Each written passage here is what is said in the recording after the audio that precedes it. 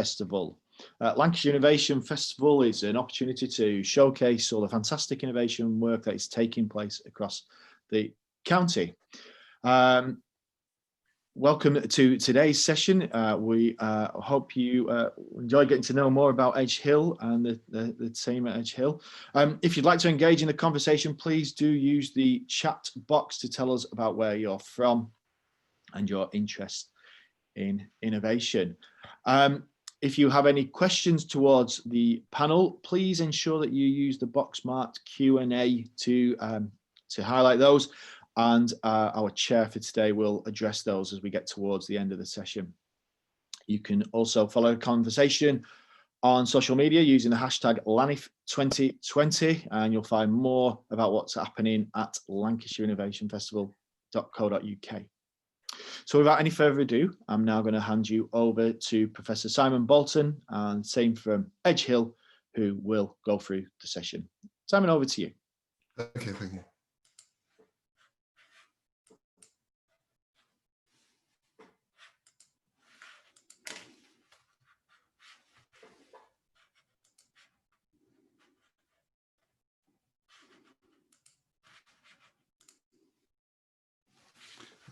Okay, I'll share my screen.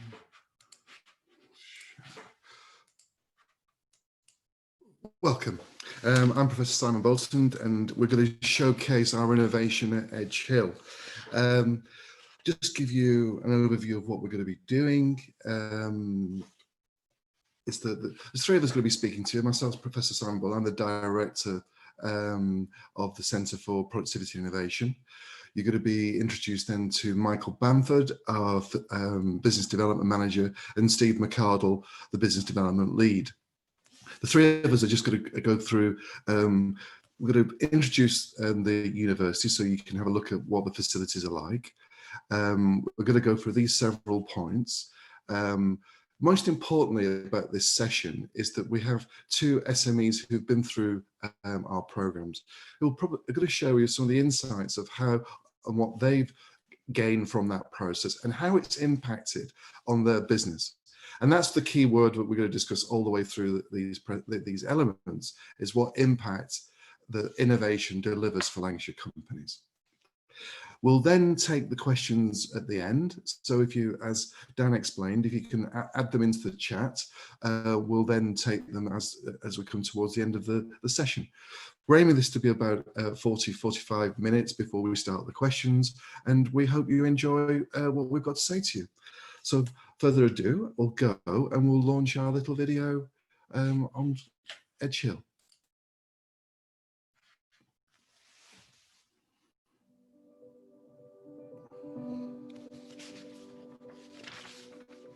I genuinely believe that education is transformational.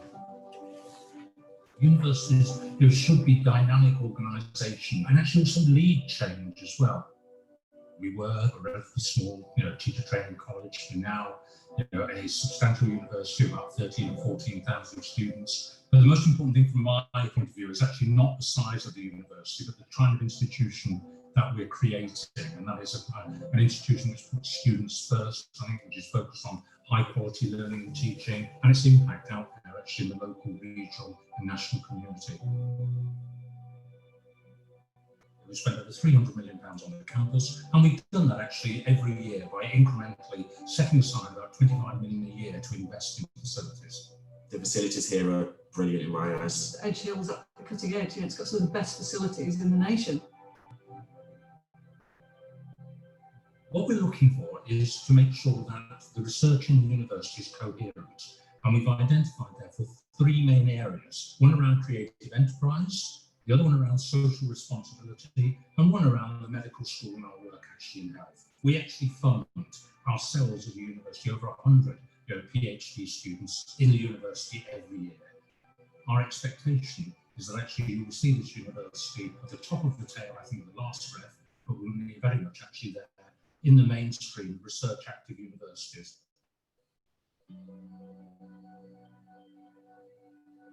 Something that's really crucial is the development of a skilled workforce that meets the needs of our businesses. Over the last 4 years, we've been very successful in working with the partners and individually delivering over 90 businesses a year for business growth. We prepare the students ready for placement activity, and we prepare the businesses. We'll agree a project that the SME or the organisation sees as being important, where they've got a skills gap and where they will benefit. And we align that with our student capability, and we embed work-related learning now into all modules and courses. So it's really crucial that they can demonstrate when they graduate, they've both got the practical understanding of how to work and the professional accreditation that says they've reached an academic appropriate level. Teaching and learning matters a great deal to us. The government chose to assess that through the Teaching Excellence Framework, and this university was identified as a gold university. And this university actually was the Times and Sunday Times University of the Year for student retention in 2018. And the TEF now also actually has quite a strong emphasis on employment, and in particular on graduate employment. The university has one of the lowest unemployment rates amongst graduates anywhere in the country. Not only are we seeking to give people a high quality education, what we're trying to do is give people a high quality future as well.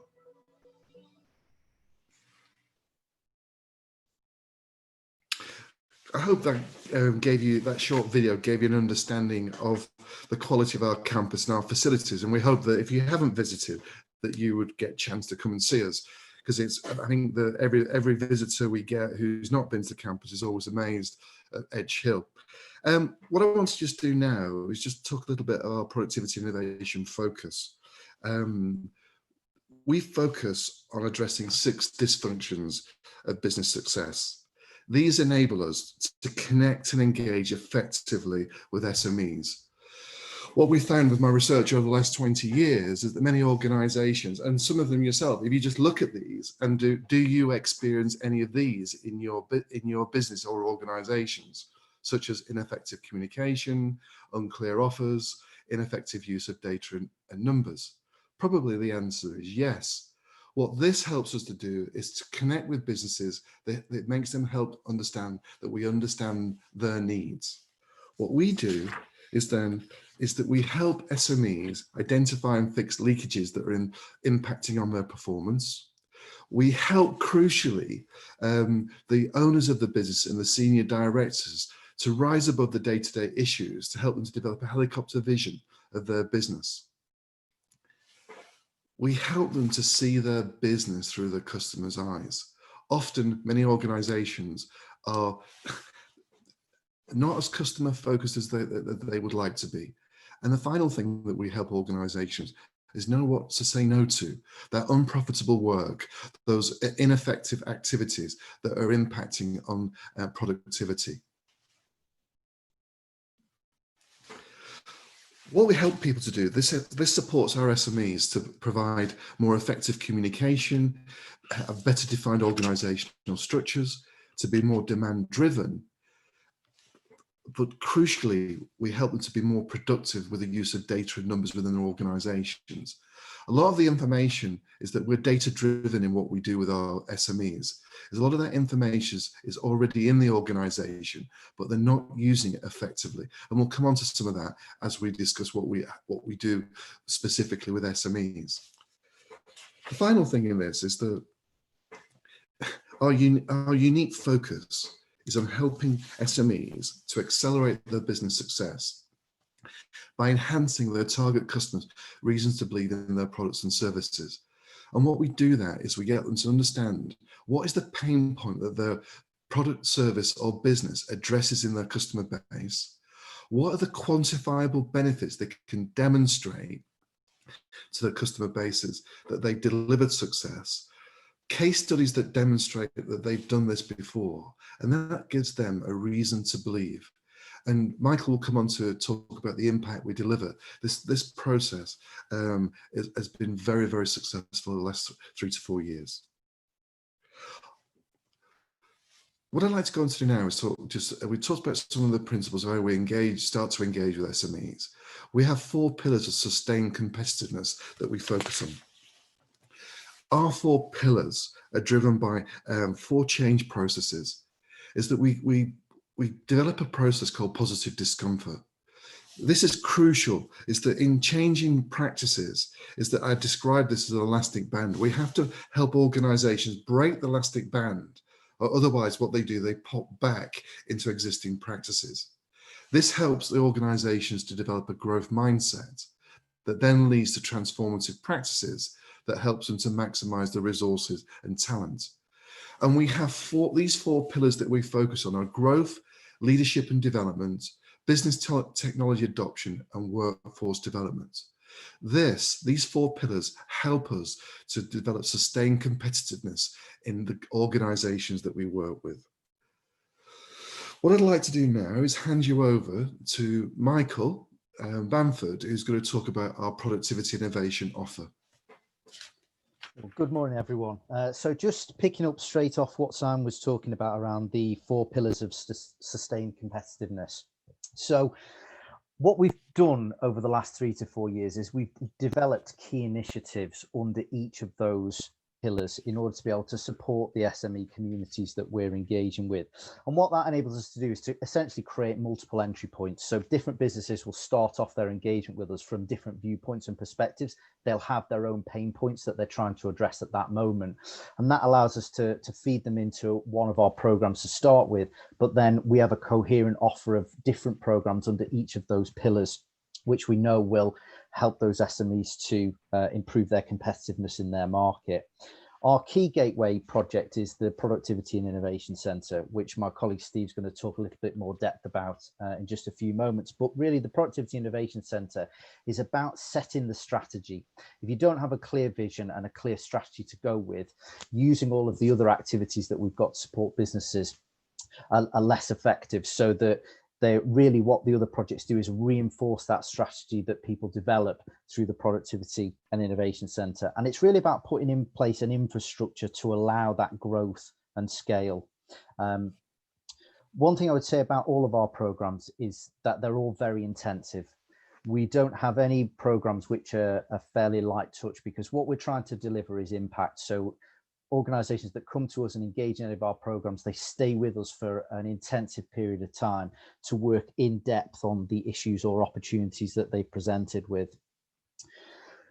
Whilst organizations will invariably go through one or more of these schemes with us particularly, what we also do and recognize is that we're part of a wider ecosystem. So a lot of what we do is actually preparing organizations to also go and access some additional specialist support. So we have links with organizations that provide access to finance and investment. We have really good links with the Made Smarter program and specialist organizations like the Advanced Manufacturing Research Centre, so that the businesses that we deal with can have and develop a solid foundation of their strategy. And then that gives them the confidence to go and ask for more specialized and access more specialized support subsequently. So as I say, the Productivity Innovation Centre, very much about product, service and business model strategy, very intensive, approximately 50 hours of one-to-one facilitation. And it's about developing an evidence-based or insight-driven innovation. And as Simon alluded to earlier, the evidence and the data that businesses need to, in order to be able to make decisions about what their strategy should be, very often they have a lot of that already within the business, but not asking the right questions. So really, that's what the Productivity Innovation Centre helps organisations to do. Subsequent to that, we have the Lead in Lancashire programme, which is supporting SMEs establish and embed leadership and management capabilities through a range of qualifications that are all fully funded. And we target those from executive level down all the way to aspiring managers. The Upskill in Lancashire programme is really where we focus on workforce development. So skills pipeline, talent, making use of people's capabilities within the organisation is absolutely critical. And that programme is about looking at where are the skills gaps, where are the underdeployed capabilities within the organisation, and then creating projects or tactical pieces of work that can be targeted at specific projects to improve within the business. It also helps organizations access and create a pipeline of people who can go into highly skilled employment pathways. And then finally, which is one of our newer initiatives, is the Manufacturing Connect project. So this is a collaborative effort between ourselves, the Advanced Manufacturing Research Centre and Manchester Metropolitan University, which is really about helping organisations to make sense of digital productivity boosting technologies that they can embed within their business. It's not addressing leading edge research and development. This is about looking at known existing market technologies and how can they be better embedded within the business, and ultimately building a business case to give that organization confidence to invest, which is often a real barrier for SMEs. So this suite of projects or initiatives under the broad banner of the Productivity and Innovation Centre is what enables us to support businesses effectively. Next slide, please, Simon. So we have some areas of focus, but it's worth saying that all of our programs are agnostic to sector. And really where our expertise comes in is about helping businesses understand their baseline. So by being able to understand what their starting point is, we can understand where we can have impact on that organization, but actually it helps those businesses themselves understand where they need to improve. So looking at performance, productivity, efficiency, and demand, that allows us to really get to grips with where is this business starting from and where can we take them to. There are some available national benchmarks for understanding some of those parameters, which we will make use of, but also we bring our own expertise to bear in understanding the characteristics of highly productive SMEs. So when we first talk to organizations about coming onto any of our programs, we're looking for known indicators that we've identified through an awful lot of practical and research experience. So we can look for financial indicators, we can look for market environment indicators, and then indicators around the context of that business. So critical mass in key areas of capability, levels of product service validation, how they apply and use knowledge within the business, and the clarity of some of their targets and objectives. So what we would do with any organization who wants to enter our programs is get that understanding of that baseline, and then we can really advise on how we can help. We do have target profiles, so we will use all of that learning embedded within our CRM system to direct highly targeted messages at very particular communities of SMEs. So we can use this know-how and understanding to think about who would benefit most from our programs. We can use publicly available information to identify them, and then we will target them with specific messages. So you're very unlikely to see any of Edge Hill's work plastered on very large scale advertising campaigns, on large scale social media campaigns, because our work is very focused, and so we will approach the organizations directly who we think we can have the most impact on. But they're all very well established SMEs. We typically don't deal with startup or very young companies. We're interested in organizations that have already got some traction in their market, but are actually trying to make better use, allocation, and tracking of the resources so they can become more productive and more profitable and achieve additional scale. In all of the work that we do, we also use our own evidence and data of success, help SMEs recognize pain points that will resonate with them given their profile and their sector. So everything we tell SMEs to do, we put into practice ourselves around very targeted interventions. Thank you very much. I'll hand over to Steve. Morning, everybody. I'm Steve McCardle, so I'm just going to talk to you about the Innovation Sprint program and the process that we take companies through when they engage with us as a department within Edge Hill. Next slide, please, Simon. So the Innovation Sprint program was developed through research with Procter & Gamble, BBC and Sky over many years. The program itself has now been tailored down so it's more appropriate for SMEs within the region. And as Michael said, and we'll come on to in later slides, we've engaged with lots of them, and yeah, I'm just going to talk to you about the process that we take them through. So next slide, please, Simon. So the program itself is a systematic process. We take each of the companies that we engage with through a diagnostic meeting, which is a baseline data capture stage, and then they come and engage with us on 6 workshops made up of 4 key components. And within those workshops and throughout the whole program, what we're looking to do and encourage them to do is ask the right questions of their data and of their business and their objectives. We encourage them to make a more effective use of evidence-based decision making. So look at the data in the market, look at the data in their business, and use that to inform their plans and their growth strategies. And we embed a more systematic approach to innovation through the use of our tools that, like I said, have been developed over many years. And then the company goes away with an iterative, reflective approach to generating new, innovative solutions.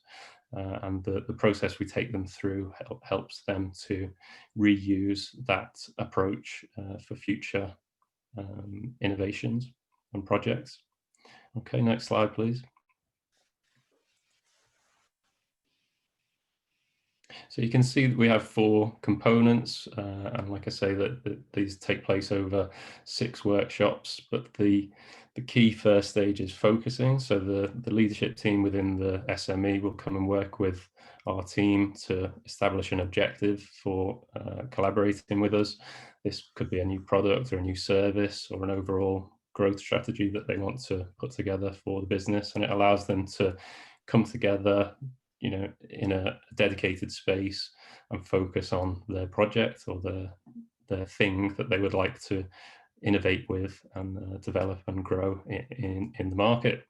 The second stage is insight development. So we start to introduce some of the business data, some of the market research that we can do to try to answer some of the questions that are still there, you know, that come out as part of the focusing. So I said earlier, we get them to ask the right questions. And the first 2 stages, at this stage, we encourage question marks and problems to be solved, and then we work with them through those challenges and through those opportunities to start to answer some of the questions using their data and data that we can research. Third stage is ideation.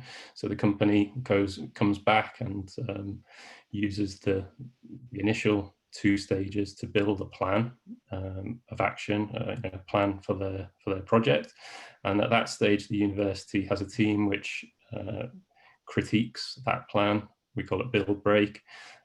So the break stage, we act as a critical friend, try to find some of the inconsistencies, some of the potential problems or hurdles that the company might face when they get back into the business and start to put it into action. So we want to try to remove as many of those hurdles and issues from the solution as possible. So the 4th stage then is solution development. So the company comes and spends a day with us building their project, you know, the new product or the new service. In the second half of the day, putting together a comprehensive action plan, which will have a timeline plus, you know, key owners for each of the actions and KPIs, etc. So then we write up the whole journey for the company into a report, which acts as a bit of a business plan that they can then stick to. And companies who use this progression report that we build for them and stick to it see excellent results, which Michael will touch on a bit later on. Next slide, please.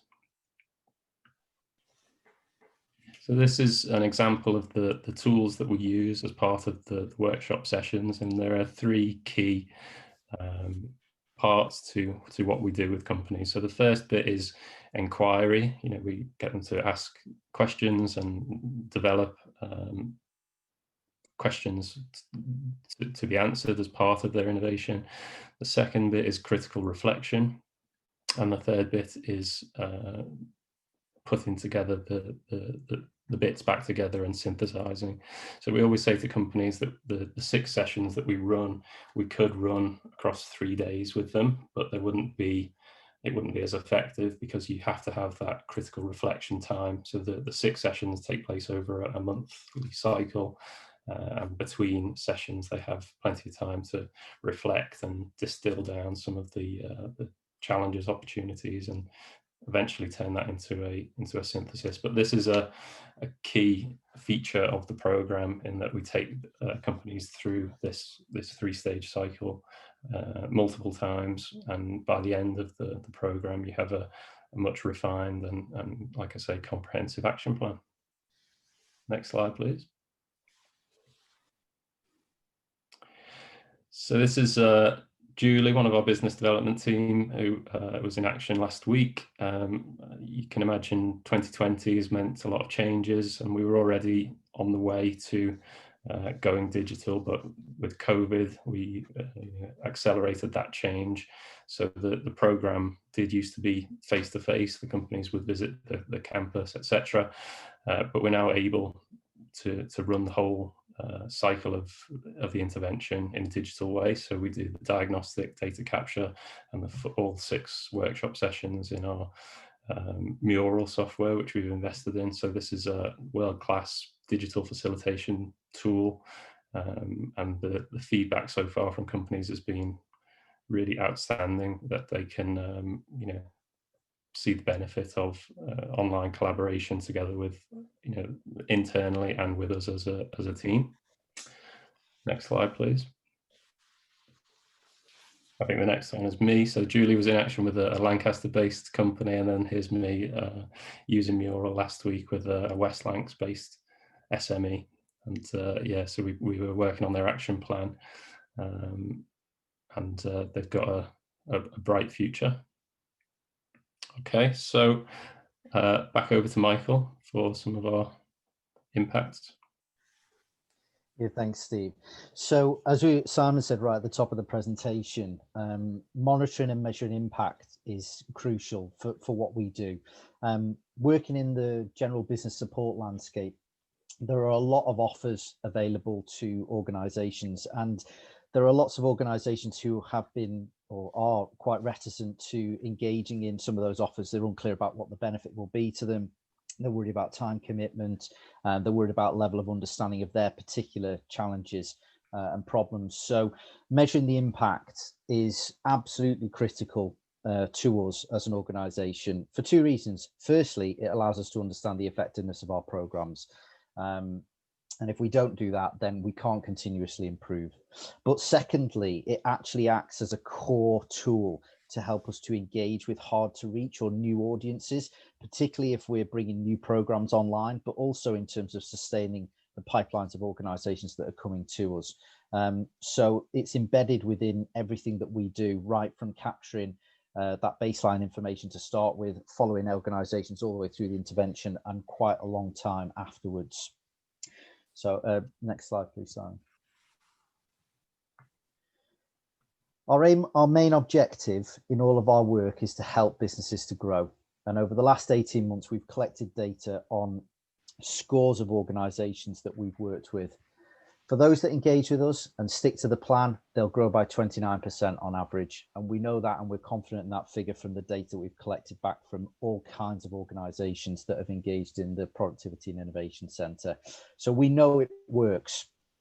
If we can embed that positive discomfort, if we can get them to change their practices, if we can get them to change their mindset, then we can see the evidence and the results. And it's really that figure, that 29% as an average, is testament to all of the owners and directors of the businesses that have come through our programs, because we challenge them and we challenge their mindset, but it really takes their initiative and their confidence to go away and drive it through. We can take those organizations so far, we can help them develop the plan, we can give them the evidence they need, but it's really down to them to drive that change back in the organization. So in a sense, yes, it's our figure, but actually it's also the figure that belongs to all of the owner managers that we've dealt with. Next slide, please, Simon. In order to drive us towards that, we're also monitoring all of the individual instances of activity across all of our programs. So in order to get to that 29% growth as an average, we know where that's coming from, and we can see which organizations are actually engaging within the other projects as well, because one initiative in and of itself isn't necessarily going to just drive that change.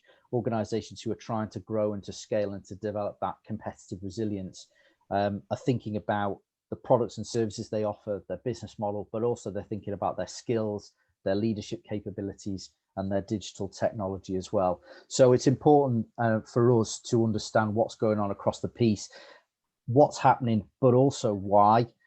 We understand, and you can see a very clear correlation between the businesses who engage in multiple strands of the activity and the growth that they achieve. There's a real relationship between able to see organizations engaging in multiple streams, addressing those characteristics of highly productive businesses, and what that then translates into in terms of their overall growth. So any organization that we do bring on stream through our main gateways, we will encourage them as far as we can to engage in multiple activities with us, because we know for them it will deliver the results, it will allow them to release the new products and services, it will create the jobs, and ultimately it will drive the growth for them. Next slide, please.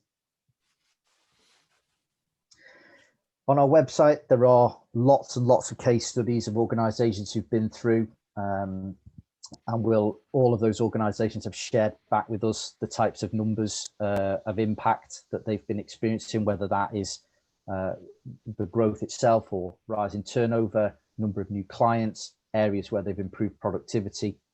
They're all there to be perused at people's leisure. But the really important point is that whilst we do have some specialisms of sectors, our team have got a wealth of experience across all of the priority industries within Lancashire, but a lot of our programs are actually agnostic to sector.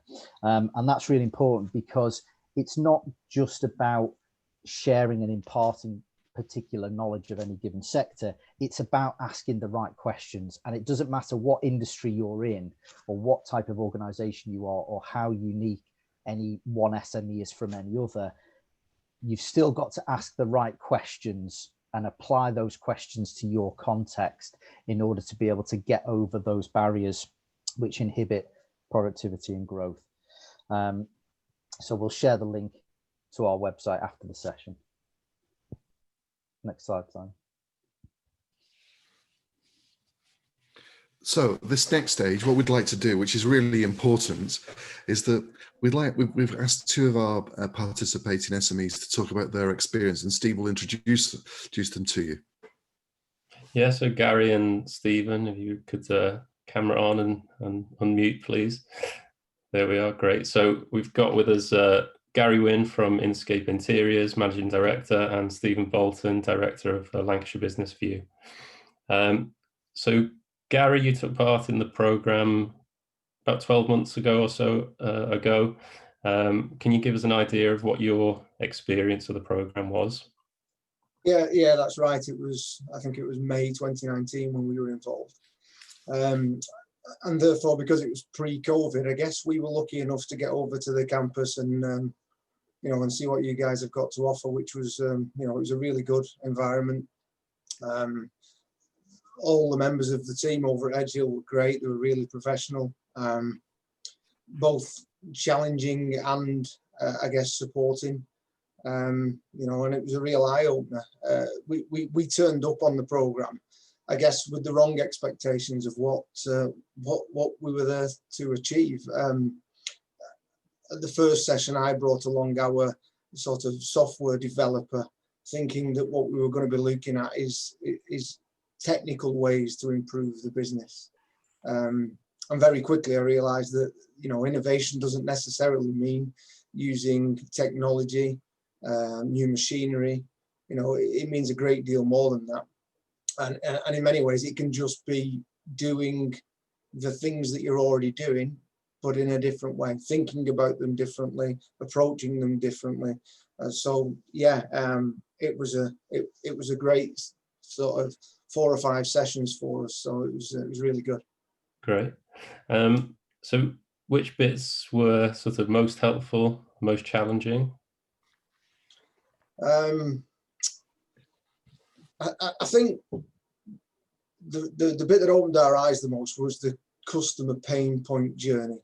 So, as I said, we set off thinking we were going to be looking at technologies, and our focus as a business was around technology, around Industry 4 and how to improve efficiencies, etc., etc. But very quickly, looking at the customer pain points, along with Simon's 6 dysfunctions, which I nodded at all 6 of them at the time. And I think probably I only nod at 3 or 4 of them now. So there's definitely some improvements there. But yeah, the pain point journey really opened our eyes, and I've still got the photographs of the whiteboard now, and the, you know, the accumulation of pain points around a certain area of the business, which is not what we were expecting at all. You know, we changed from that point, from thinking about technology to thinking about the service that we offer as a business to both our external and our internal customers. You know, we subcontract to the construction industry, and therefore it's really important that what the customer sees is the end of the business that we really focus on. And what the customer doesn't see is our factory and our machines and the way that we make our products. They see the product at the end, but the same products would come from any of our competitors, really. You know, the bit that they see is our contracts managers, our teams of fitters on the sites, our salespeople, our CAD technicians. You know, so it became obvious fairly quickly that we are a service company. You know, we happen to manufacture something, but what you guys, I guess, helped us to understand is just how much of what we do is about service rather than the product. So I think that was the most helpful thing, and along with that, them sessions away from the business. You know, my day to day is hectic usually, yeah, and you know, you can have best intentions in the morning of spending some time working on strategy, thinking about how the business is going, and before you know it, it's 2 o'clock in the afternoon. You've not done any of that. Whereas, you know, spending the time with the team at Edge Hill allowed us to think about that, and only that for them sessions, really. Yeah, excellent. So what have been some of the changes you've made since taking part? So we've you know, we talk about the internal customers. We've changed completely the way that we deal with our own fitting teams. You know, they were seen as a necessary evil, I guess. You know, something that we needed to be able to install our product, but they weren't really seen as part of the team. In fact, sometimes they were seen as something, a bit of an annoyance, something that we had to deal with. You know, they just weren't treated in the way that they should be. And since this, they've become absolutely a key part of the team. They're involved in everything that we do, and that's reflected in the way that they work for us, if you will. They used to say on the sites that, you know, they might want to tell a contracts manager to ring Inkscape, but now they say, you know, we'll deal with this for you. We are part of the team. So that's been a great change. Mm-hmm. You know, we've changed, as I say, our focus from production. We know that we get the products correct, so we've changed our focus from that to one of service, which I guess has led to a whole new culture around the business, which I certainly didn't expect coming out of, going into day one of the sprint program, because we've been talking about changing our culture for a very long time. But this managed to really get the ball rolling, and the culture of the business in terms of the customer focus has completely changed. You know, there are no negativity around the customer anymore. In fact, people will do whatever it takes to make sure that the job is done correctly. You know, we have sort of company WhatsApp groups and Facebook groups and stuff like that. Well, they're still pinging in the evenings and the weekends now, with people trying to get things right, so to make sure that the customer gets what he needs the next day, the next week, etc. So, you know, that's been fantastic. Some of the things that you asked us really wanted us to interrogate some of our numbers, our data, to understand the customers. You know, which of the customers should we spend more time on? Who are the correct customers for us? What's the geography? What's the size? So we managed to implement a new tier system into the customers, and really focus our time and energy into the right customer. That led to us employing a new financial manager to help us get to the bottom of them numbers, to really interrogate the products, the customers, the sectors, so we understand the business now a hell of a lot more than we did before we entered the sprint program, that's for sure. Great. And then impact on the business, sort of financially, and growth since taking part. Yeah, well, through the first sort of 12 months, we had something similar to the figure you said there, 29%. So it was fantastic, and obviously through 2020, I mean, it couldn't be more challenging. With COVID, the construction industry pretty much stopped for 3 months.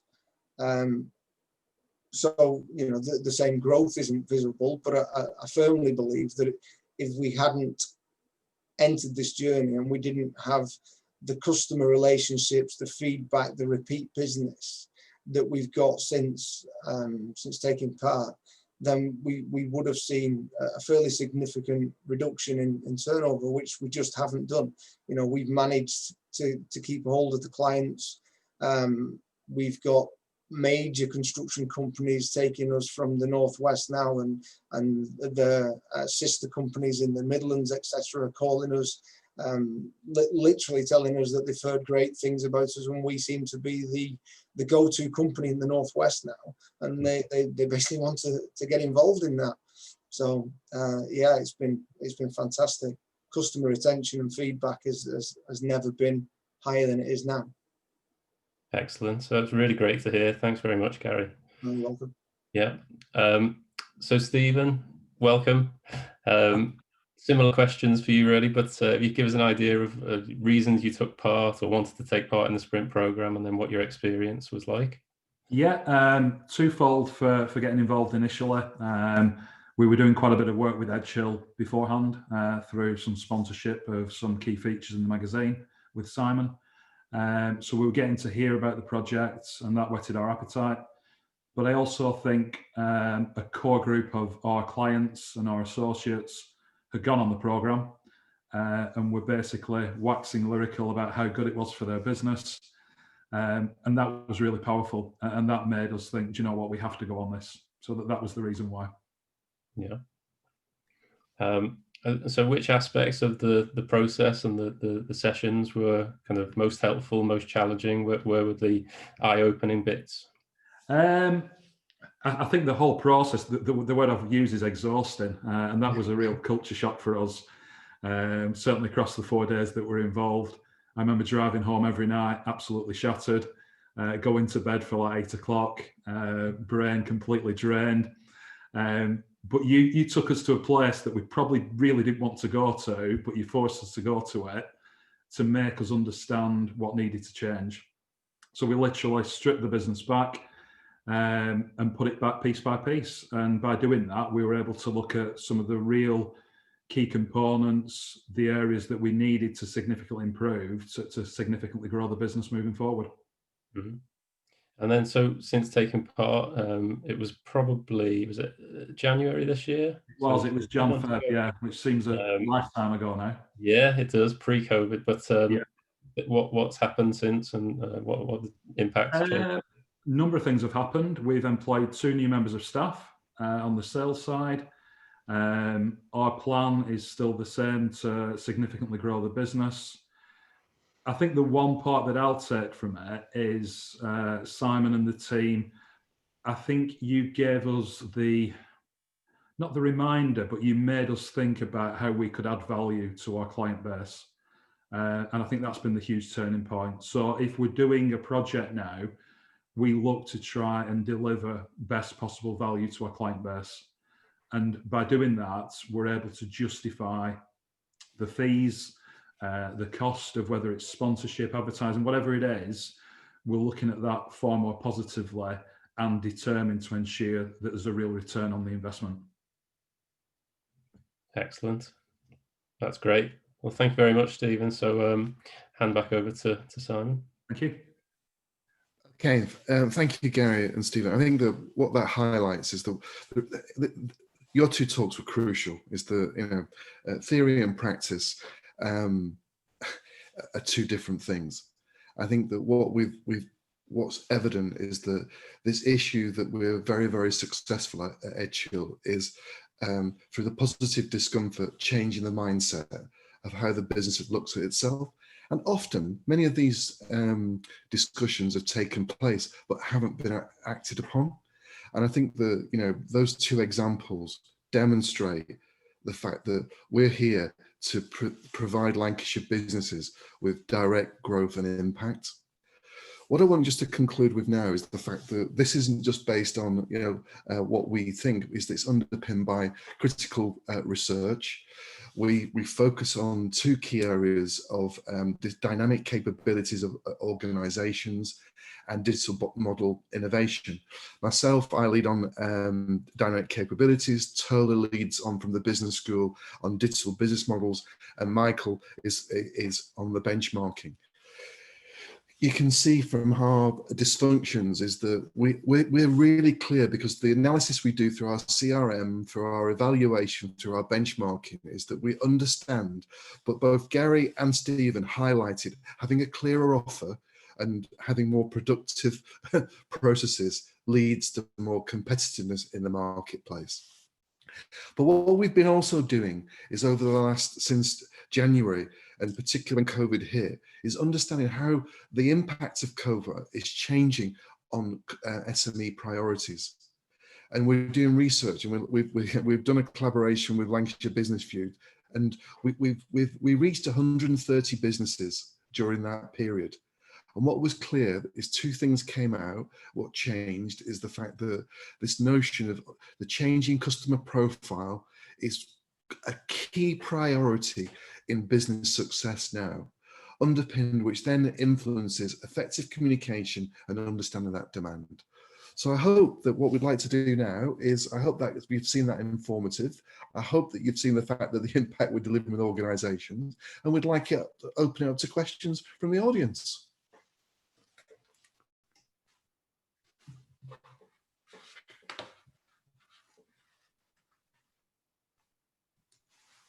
Stop sharing that screen. Thank you very much. So there's a couple of questions that have appeared on the Q&A. So I guess I'll ask them to you and round to the right people then. So the first one from Vanessa Robinson Hoy: are the programs available to anyone from any area and any sector? So all of these programs are available to Lancashire-based businesses. We don't prioritise any particular sector over any other. There are some eligibility criteria because the programs are funded, but as long as you're an SME and are operating in one of the priority sectors in Lancashire, then you are eligible to take part, and they're all fully funded. So the next question then I'm going to direct to Simon. Says, what are the biggest barriers to innovation facing Lancashire businesses? Not having a plan. I think that it's amazing. I work within the research centre, you know, with the Lancashire Innovation Lab, with colleagues like Stephen and the organisations. And what we see is that, you know, our Hot 100, which we sponsor, what was clear is that the most successful businesses, they had a clear plan.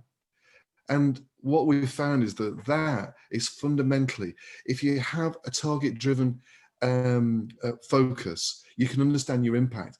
And I think this is what we got into Gary when we first arrived, is the fact the big picture was looking good, wasn't it, Gary? The big number. But then we said, like, let's unpack that number and what's the plan behind that. So I'd say, Vanessa, having a clear plan is fundamental. Okay, I'm just going to jump to the fourth question there and direct it at Stephen, because it says LBV has been at the front of changes to COVID and has been a great success. Do you think Edge Hill support has helped you in this? Yeah, massively.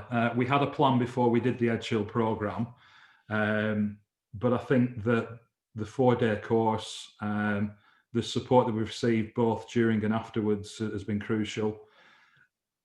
It's always important to get other opinions, and we felt as though the path was right that we were going down, but Edge Hill gave us the confidence to make sure that we knew the path was right.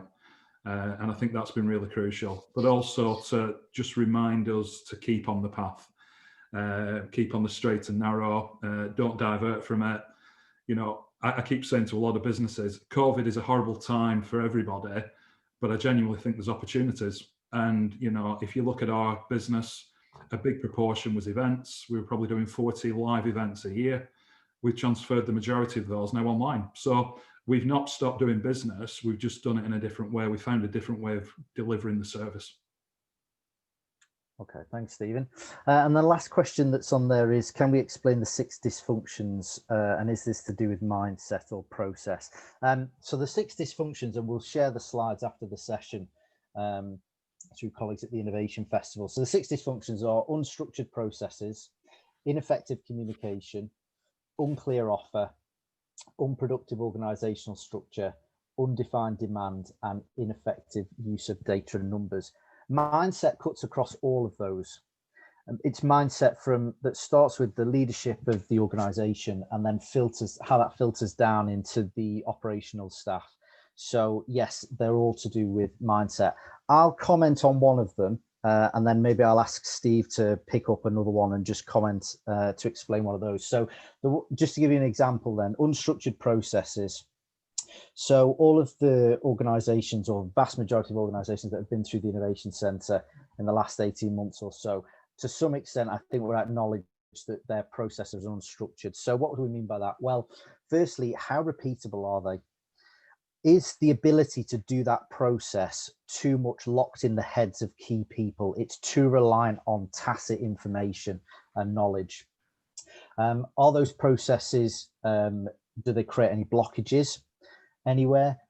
Are there problems with the conversion of a customer along the journey between different processes? Do people fall out of that process? Are there any delays that are caused that are unnecessary? So we will very often get organizations to look at their end-to-end customer journey, right from day 0 of doing that initial cold new business development prospecting, all the way through to 12 months post whatever they have delivered for them, and how does that account management kick in. And we'll get them to look at how repeatable is it, because you can't scale if it's not repeatable. If the ability to do something is bounded up far too much in one individual person and can't be shared with others easily, if that person is no longer available to the business, that's a critical risk. But also, if you can't transfer that knowledge and understanding to other people, you're never going to be able to grow and scale the operation. So unstructured processes is to do with repeatability and how explicit knowledge and capability is within the organization. So that would be one example. Steve, do you want to pick another one? For example, which ties in, you know, that all 6 tie in, are linked, but the one that sticks, you know, together with unstructured processes is organizational structure. And I think, Gary, you will have worked through this one as well as the processes. So, you know, what is the structure of the business at the moment? Is it effective? Where are the blockages? Where are the single points of failure? Where are the areas that could be improved? And then thinking about, if our action plan, you know, we take it back into the business and the growth happens, have we got enough people to deal with X number of customers, X number of jobs, X number of new processes and new staff? So that's always a really crucial aspect of, you know, the activities we take companies through is, do you have a defined organizational structure? Is it documented? Is it clear? And do you have a plan for, you know, structural changes with growth? And I think that one, you know, is always a key to take away to think about scale up of a business. What's it going to look like when we reach the target figure? I think, Rachel, is like, how I answer this is that I developed this model over a 20-year period doing research. And I think Gary and Stephen, these are pain points that organizations feel on a physical basis. Is that, you know, and why we had these developed is that it made a connection. So when organizations come, and I'm probably not your traditional professor, is that you're expecting this to be PowerPointed to death, to be given a load of abstract theory, which you're thinking, well, if I meet somebody in the session, that'll be great. What this does, it helps to pinpoint understanding about these are actual experiences that most businesses experience on a day-to-day basis. And what that helps us to do is connect with, Gary and Stephen say, we actually understand business and we've got a starting point. Yes, mindset is part of the actual solution forward, but these are actual physical things that organizations have pain points on a day-to-day basis. And I think that particularly when you're growing, is that that 1.5 to 3 million point of view where you've invested heavily in new talent, but you have a one size that fits all, undifferentiated offer, and the margins having to work harder to keep the margins at the same place. Those are why those 6 dysfunctions are really important. And people like Gary and Stephen said, right, this is worth doing because we recognize that. I hope that was useful.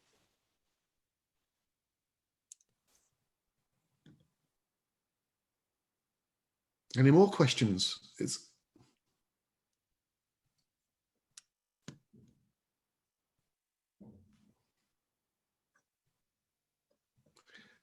Okay. Can I just thank everybody for taking part? Can we, as part of the Higher Education Innovation Forum, setting up with the things, this was always our objective to have an innovation festival. Can I thank Dan for taking on that responsibility of organising this? And most importantly, can I thank Gary and Stephen for taking part?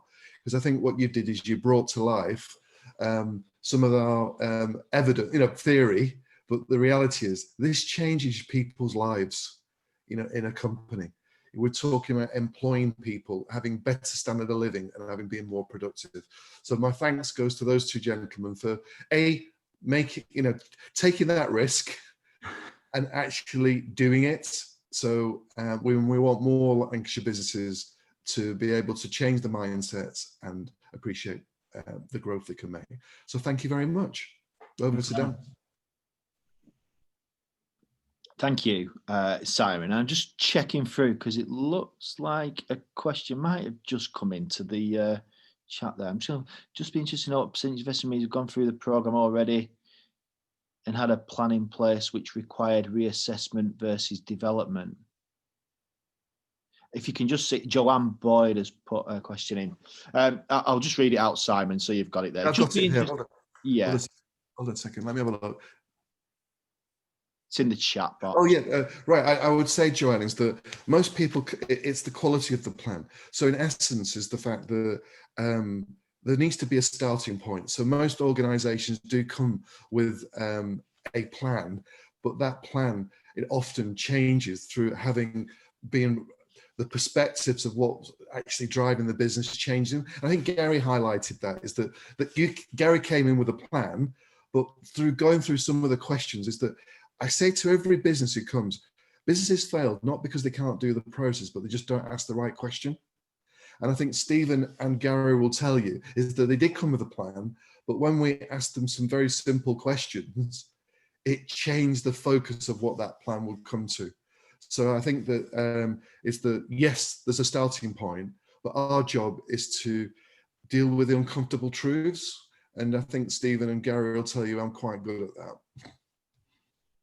I think if I can just add something to that, Stephen mentioned the word exhausting, and I'd also wrote the word exhausting down ahead of this because of exactly that. You do start with a plan and you do go over to Edge Hill on the Monday morning or whatever it is, thinking you know exactly what's going to be said to you, and very quickly it becomes challenging. Simon does challenge you. It can be frustrating a little bit until you understand where that's coming from.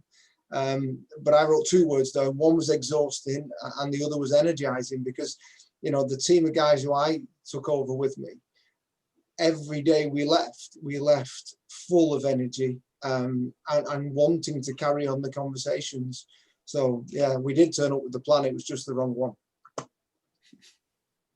Stephen, do you want to contribute to that? Because I know you've got some insights on that. No, I have. I actually wrote down as well, and I think this is a real positive to you guys. We actually refer now to the Edge Hill thinking. So if we're coming up with a plan, we always refer back to the Edge Hill. What would we do if we were back at Edge Hill? So we try and apply everything that we learned across the programme in everything that we do moving forward. So the Edge Hill thinking is absolutely at the core of what we're doing at Lancashire Business View. Thank you. And Rachel, we have got a paper that we can send to you on the 6 dysfunctions, but I'm still trying to get me sabbatical to finish my book.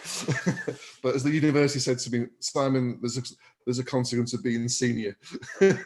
So have we got any more questions, Dan? I think thank you again to Gary and Stephen, because I think this is real life. This is not academic.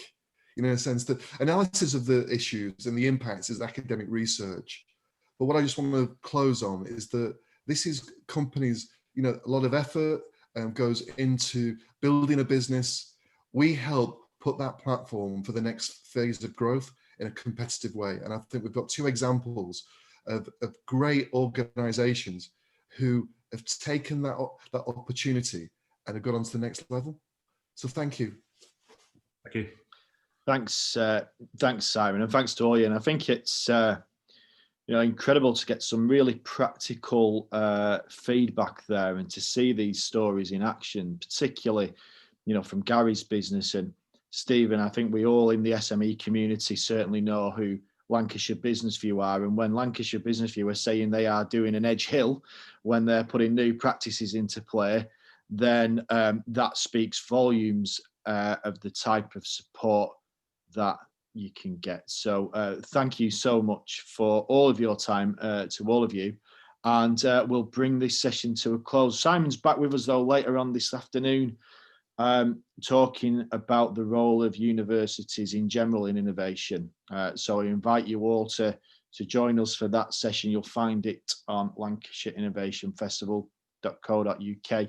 But in the meantime, we'll bring this session to an end. Thank you all for your time, and we'll catch you again soon. You can see the full schedule and register online for free at lancashireinnovationfestival.co.uk. So join us for a month of inspiration, collaboration, and discovery around innovation.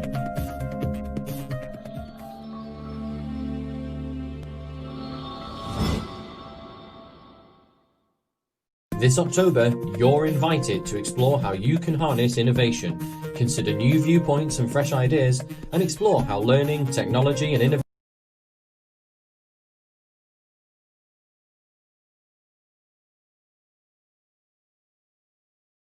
Guys, are you still there? Simon, Steve, are you? Yeah. All right. Thanks very much, Dan. Yeah, it's okay. Yeah. You can switch your cameras back on if you want a moment, if you need to debrief at all or anything. No, that's fine. But yeah, thanks for hosting. Yeah. No problem. Catch you soon.